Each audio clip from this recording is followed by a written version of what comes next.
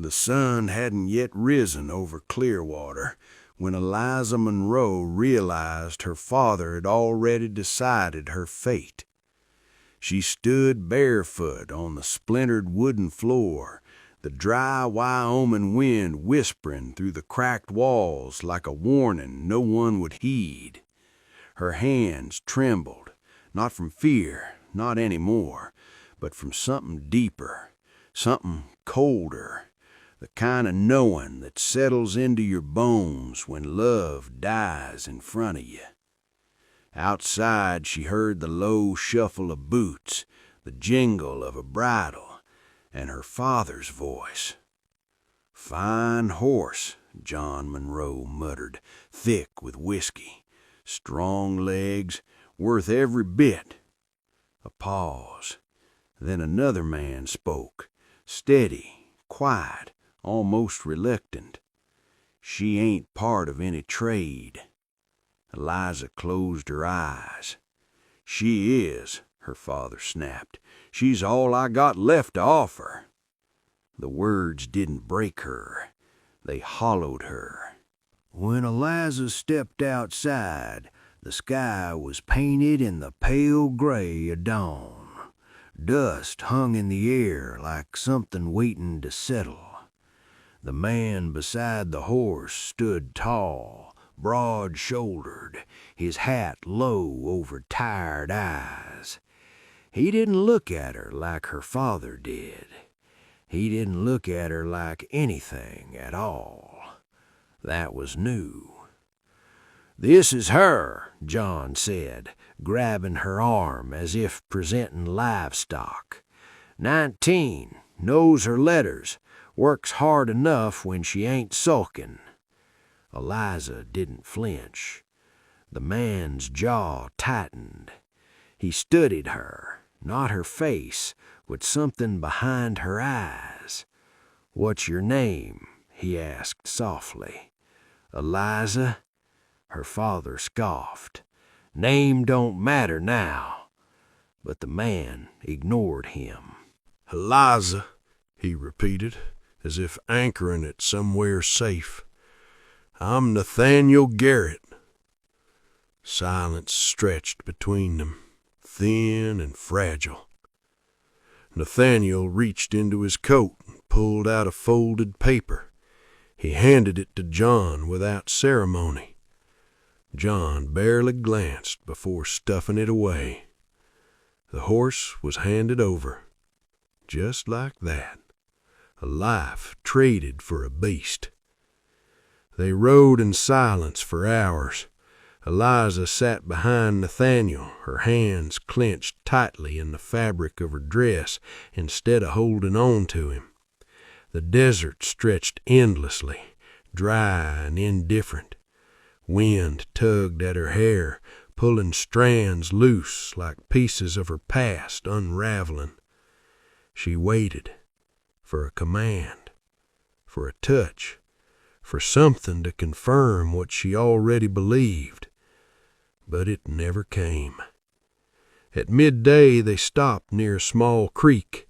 Nathaniel dismounted first, then turned, not to grab her, but to step aside. "You can get down on your own," he said. It was such a small thing, and yet it struck her harder than anything else that day. Later, as they sat across from each other with a modest meal between them, he finally spoke again. "You should know something." Eliza looked up. "You're not bought." Her breath caught. He held her gaze, not forceful, not demanding, just steady. "I made a deal with your father, but I didn't buy you. I don't own you. You can leave when you want." Eliza let out a faint, bitter breath. "And go where?" Nathaniel didn't answer immediately. "I don't know, but it'll be your choice." Choice. The word felt foreign, like something she had once read about in books but never truly believed in. The ranch stood lonely against the horizon when they arrived. It wasn't grand, just a modest house, weathered wood, a barn leaning slightly to a side, but there was something about it, something quiet and unfinished, like a sentence left incomplete. 3 boys stood near the porch. The eldest, Thomas, straightened as they approached. His eyes were sharp, guarded. "Pa?" Nathaniel dismounted. "This is Eliza." The boys said nothing. Thomas stepped forward. "Who is she?" Nathaniel hesitated only a second. "Someone who's staying with us." The youngest, William, hid slightly behind his brother. The middle boy, James, watched with cautious curiosity. Eliza felt their eyes, not cruel, just uncertain. She knew that feeling. That night, Nathaniel showed her to a small room at the end of the hall. It was simple, a bed, a window, a wooden chest, but it was clean and untouched. "This was my wife's sewing room," he said quietly. "You can use it as your own." Eliza stepped inside slowly, as if afraid it might disappear. Then Nathaniel did something that made her heart stop. He placed a small iron key in her palm. "You can lock it." She stared at it. "I won't come in unless you ask," he added. Her throat tightened. No one had ever given her a lock before. No one had ever given her the right to say no. Days turned into weeks. Eliza didn't try to belong. She simply helped. She mended clothes left forgotten. She swept dust that had settled too long. She spoke softly to the boys, never forcing, never demanding. James was the first to respond. "You really know how to read?" he asked one evening, hovering near her as she traced letters in an old book. She nodded. "Would you like to learn?" He hesitated. Then, slowly, "Yeah." William followed soon after, drawn by her gentleness. Thomas resisted the longest, until one afternoon. A group of boys from town rode past the ranch, their laughter sharp. "That's the girl your pa bought, ain't it?" one of them shouted. Thomas froze. Eliza turned away, pretending not to hear. But Thomas didn't. He stepped forward, fists clenched. "Say that again." The boy smirked. "Bought her like a horse, didn't he?" Before Eliza could speak, Thomas lunged. Dust flew, fists collided. When it was over, Thomas stood bleeding, breathing hard. Eliza rushed to him. "Thomas!" He pulled back at first, then his voice broke, quiet but fierce. "They don't get to talk about you like that." Something shifted, not loudly, but permanently. James was the first to respond. "You really know how to read?" he asked one evening, hovering near her as she traced letters in an old book. She nodded. "Would you like to learn?" He hesitated. Then, slowly, "Yeah." William followed soon after, drawn by her gentleness. Thomas resisted the longest, until one afternoon. A group of boys from town rode past the ranch, their laughter sharp. "That's the girl your pa bought, ain't it?" one of them shouted. Thomas froze. Eliza turned away, pretending not to hear. But Thomas didn't. He stepped forward, fists clenched. "Say that again." The boy smirked. "Bought her like a horse, didn't he?" Before Eliza could speak, Thomas lunged. Dust flew, fists collided. When it was over, Thomas stood bleeding, breathing hard. Eliza rushed to him. "Thomas!" He pulled back at first, then his voice broke, quiet but fierce. They don't get to talk about you like that." Something shifted, not loudly, but permanently. That night, Nathaniel sat across from her, the lantern casting soft shadows between 'em. "I should have told him sooner," he said. "Told him what?" "That you weren't, that this wasn't—" He exhaled. "I failed you there." Eliza shook her head gently. "No, you didn't." He looked at her then, really looked, and for the first time she didn't feel invisible. Months passed. Winter softened into spring. The house changed. Laughter returned in small, uncertain bursts. Books filled the evenings. Warmth crept into corners that had long been cold. And Nathaniel, he began to linger, not close enough to cross a line, but close enough to feel.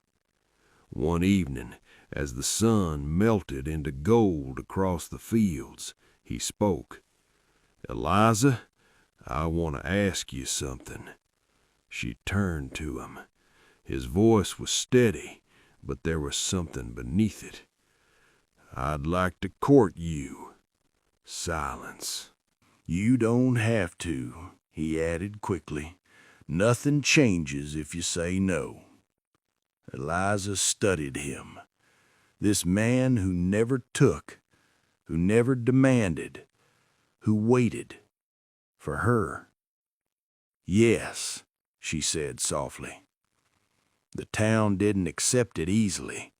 Whispers followed her like shadows, until one day, inside the general store, a man laughed. "Funny thing, Garrett, buying yourself a wife." The room stilled. Nathaniel stepped forward. "My wife," he said, voice calm but unshakable, "runs my home, raises my sons, and keeps this ranch alive." He looked around, and no one in this town has earned the right to speak her name with anything less than respect.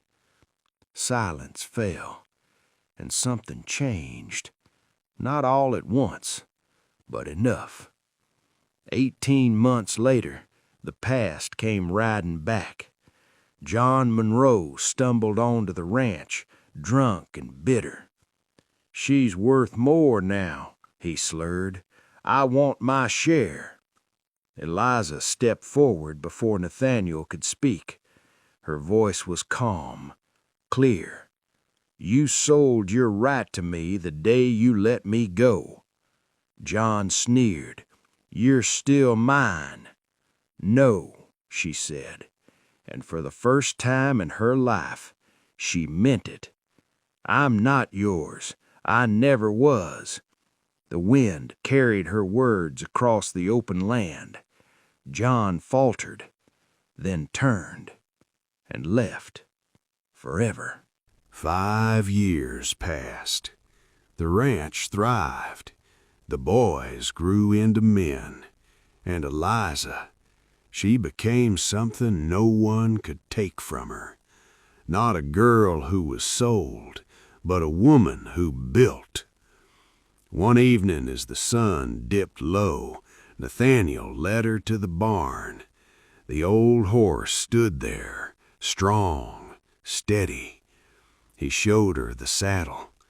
Carved into the leather were simple words. "The horse that brought me everything, 1883. Eliza ran her fingers over the letters. Her eyes filled, but she didn't cry, because this time it wasn't grief. Nathaniel stepped beside her. "You weren't the price." She looked at him. "You were the gift."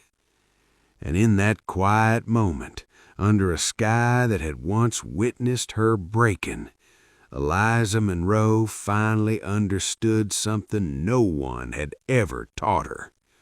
Worth isn't what you're given, It's what you build. If this story touched your heart, don't just scroll away. Take a moment.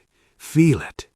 If you believe in second chances, if you believe people are more than their past, if you believe love should be earned, not owned, like this story, share it with someone who needs to hear it. And tell me, where are you watching from, and what time is it there right now? Your story matters too.